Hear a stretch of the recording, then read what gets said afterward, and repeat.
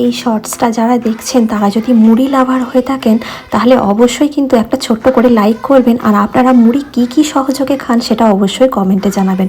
আমি তো যখন দেশে থাকতাম তখন আলুর চপ বেগুনি দিয়ে মুড়ি খেতে খুব ভালোবাসতাম, কিন্তু বিদেশ জীবনে আলুর চপ বেগুনি এগুলো পাই কোথায়, আর বানাতেও এত রাত্রে আর ভালো লাগছে না।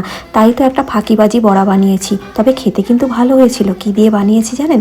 শুকনো করে একটু গুঁড়িয়ে নিয়েছি মুসুর ডাল আর রেগুলার যে চালের ভাত খাই সেই চাল, তার মধ্যে অল্প বেসন, আর তার মধ্যে দিয়েছি নুন, হলুদ, কালো জিরে, একটু চিলি ফ্লেক্স, অরিগ্যানো আর ভালো গন্ধর জন্য পার্সলে দিয়েছি। সেই দিয়ে গোল গোল করে বড়া ভেজেছি।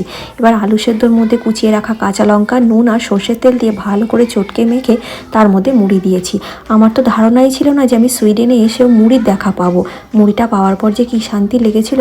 গোল গোল করে কুচিয়ে রাখা শশা আর দেশ থেকে আনা এই প্যাকেটে ঝুরি ভাজা দিয়ে আর ওই বড়া দিয়ে খুব সুন্দর করে মুড়ি মেখে আজ রাতে ডিনারটা কমপ্লিট করলাম।